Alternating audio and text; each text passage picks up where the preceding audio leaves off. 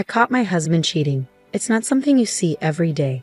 Most people might confront their spouse if they find out they're cheating by checking their phone or something. But I saw it happen right in front of me in a place and time I never expected. I always had a feeling something was off with his relationship with someone else, but I never thought I'd actually see him cheating in public. My name's Christina. I stay at home with our 6-year-old son. The day I saw my husband cheating, he had a day off from work, and we planned to go out together as a family. But when I woke up, he was already gone. I got a message from him saying he was taking care of his sister, who had a high fever. He said no one else was home, so he'd be back in the evening. I felt disappointed. I had promised my son we'd go to an amusement park, and he was really looking forward to it. I knew my husband had been busy with a big work project lately, and he hadn't had a break in months, so this was supposed to be a rare chance for us to spend time together. But instead, he went to take care of his sister. She's engaged, so he could have let her manage on her own. But my husband has always been overly attached to his sister. He even told me he was attracted to me because I reminded him of her, which always made me uncomfortable. She's a lovely person, but being compared to her felt strange. My husband used to talk about wanting a son and daughter, and he used to initiate intimacy often. But since our son was born, that's changed. Now it hardly happens at all. We're still young, and he used to enjoy intimacy, so I'm worried he might be doing it with someone else. I understand. Forgiving someone for betraying your trust can be really tough. But what's even more frustrating is that my husband seems to vanish even on his days off, like today. It wouldn't hurt for him to spend some time with our child once in a while, right? Our kid adores him and gets upset when he's not around. But my husband seems indifferent towards our child. He doesn't bother with birthday presents or show up for school events. No matter how much free time he has, he often comes home early but just locks himself away to play games all day. He hardly even sees our son anymore. At this rate, our little boy, who used to be so close to his dad, might start feeling like he's just a stranger. And here's the thing, my husband keeps saying he's busy with some big project. But that's a lie. He's hardly ever home. So I asked an old classmate who works at the same company as him if my husband is really that busy. Turns out, my husband's not known for being a workaholic at all. People actually joke that he's more of a desk-warming employee who doesn't have much to do and always looks bored. He clocks out on time every day. Hearing this confirmed my suspicions. Despite claiming to be swamped with work, his paycheck hasn't changed much, and he never seems tired from working overtime. It just doesn't add up, and it makes me wonder if he's cheating. Feeling pretty frustrated, I finished making breakfast. When I checked the time, I noticed something odd. Normally, my son wakes up by 7 a.m., even if I don't wake him, but it was already past that time. If we didn't hurry, he'd miss the nursery school bus. So I hurried to wake him up. In his room, he was still fast asleep. I tried gently waking him by saying, "It's morning, wake up." But instead of a response, he let out a groan of pain. Worried, I reached out to feel his forehead. It was burning up. I called his name and gently shook his shoulder. He barely opened his eyes and said, "Mom, I can't breathe." My heart raced. There was an outbreak of a disease at the nursery school, and I couldn't help but wonder if my son had caught it too. I'd heard about kids dying from it, so I was seriously scared for my son's life. Feeling desperate, I tried calling my husband, but he didn't pick up. I couldn't wait for an email reply, so I reached out to my mom, who's a nurse, for advice. Following her instructions, I quickly made an ice pack and checked my son's temperature. It was really high, over 102.2 degrees Fahrenheit.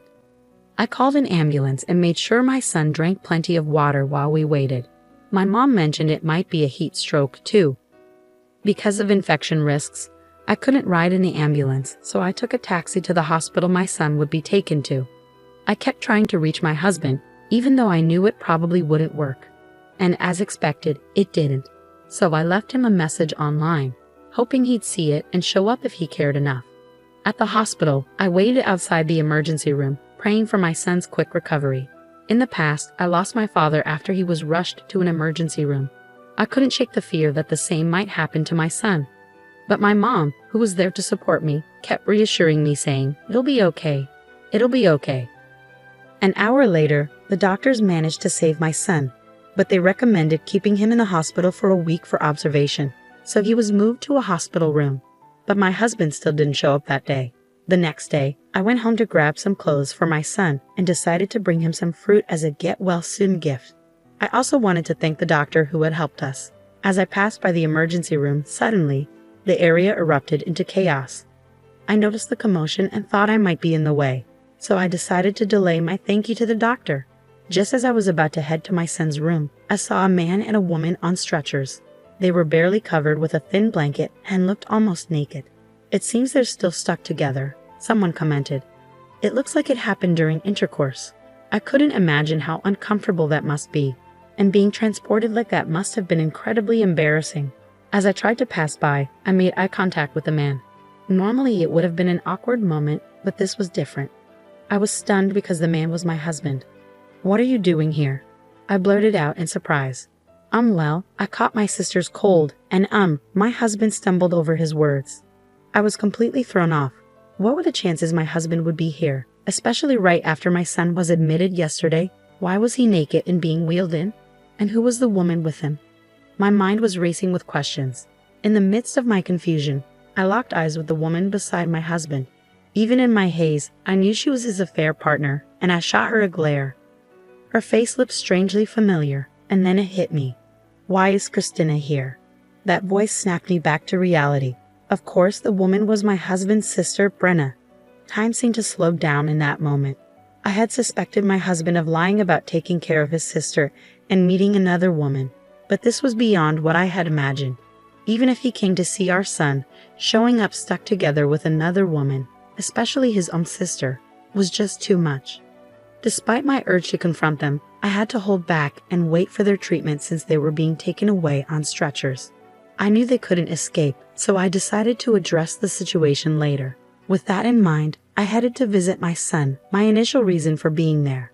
But inside, I felt sick with worry.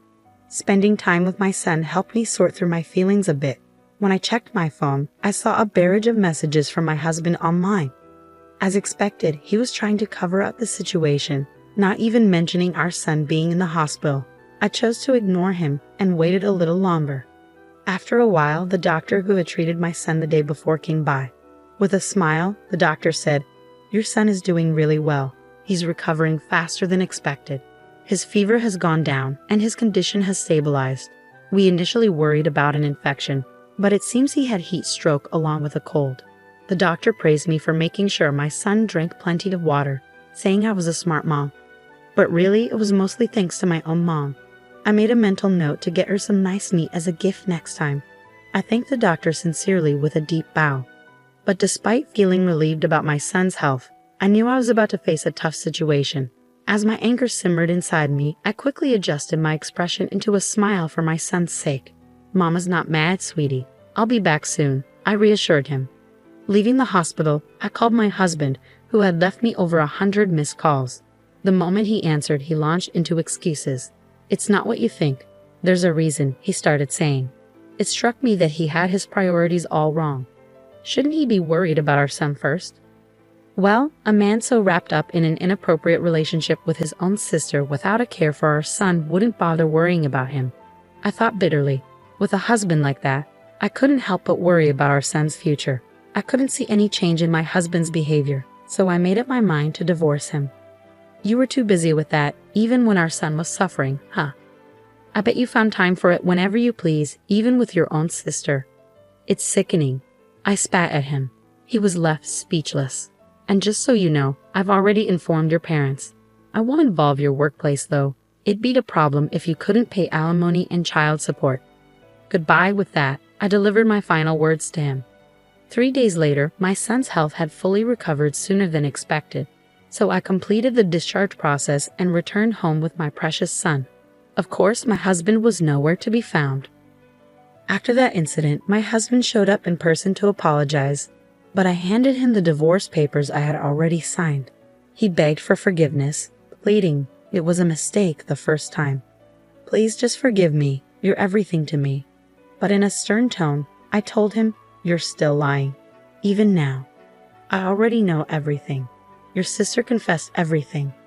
I knew my husband wouldn't accept the divorce easily, so I first approached his sister, who was involved in the affair. "Congratulations on your upcoming wedding," I said to her. "Thank you. I wanted to send you a message, but I thought of a better idea. Want to hear it? She replied. You're not going to tell anyone about this, right? She pleaded. Oh, I plan to. I want everyone to see who you really are. It'll be crystal clear, I said with a smirk. Please don't. It'll ruin my life, she begged. Pretending to think it over, I kept smiling. Well, I guess I could keep quiet if you tell me exactly how many times you were with my husband. Then we'll see, though your brother will still feel betrayed. What's your choice? Without hesitation, my sister-in-law spilled everything. Please, don't tell him. I'll tell you everything, she admitted easily. When I confronted my husband about his affair with his sister, he was so shocked that he fainted. When he came to, he signed the divorce papers and left our home feeling defeated. I hired a lawyer to handle our divorce proceedings, demanding custody of our son, alimony, and child support from my husband. At first, he tried to negotiate the terms, but when I hinted at revealing more, he agreed to my terms and left the lawyer's office. Somehow, news of the affair spread to my husband's workplace, and he faced severe consequences. A month later, he lost his job and had to take up a job in a food factory, putting strawberries on cakes to make ends meet. At the factory, he became the subject of gossip among younger colleagues, making him feel uncomfortable. Meanwhile, despite me not revealing the truth, my husband's sister's engagement was called off, and her reputation suffered. It turns out her boyfriend suspected her of cheating, just like I did, and hired a private investigator. She had to pay a hefty sum as compensation for the broken engagement and now works at a nightclub. Recently, her ex-boyfriend gave me a photo of them together, saying, "Keep it in case you need it." I was taken aback by his audacity, but I stored it away, just in case my husband tries anything. I'll use it if necessary. For a fresh start, I moved back in with my parents and am raising my son with their support. They're sad they can't see their grandson often, so they offered to help as much as they can. I'm grateful for their support, but I'll only rely on them when I really need to. It's amazing how my son has been in perfect health since that high fever, almost like it never happened. He's even received awards for perfect attendance for 3 years straight. He seems to have completely moved on from his biological father and is enjoying life to the fullest. That brings me more joy than anything else. Oh, I almost forgot to mention, our family has expanded with the addition of Angel, the white cat who's now comfortably sleeping on my lap. Angel used to visit our yard often before we moved, and when I went to bid him farewell, he hopped onto my lap and stayed there. I couldn't bear to leave him behind, so I brought him with me to my parents' house. Now he's become close with my parents, and he's just as dear to me as my son. Looking ahead, I want to witness my son's growth alongside my parents and Angel. As I sit here on the porch, gently stroking Angel, that's what fills my heart with warmth and contentment.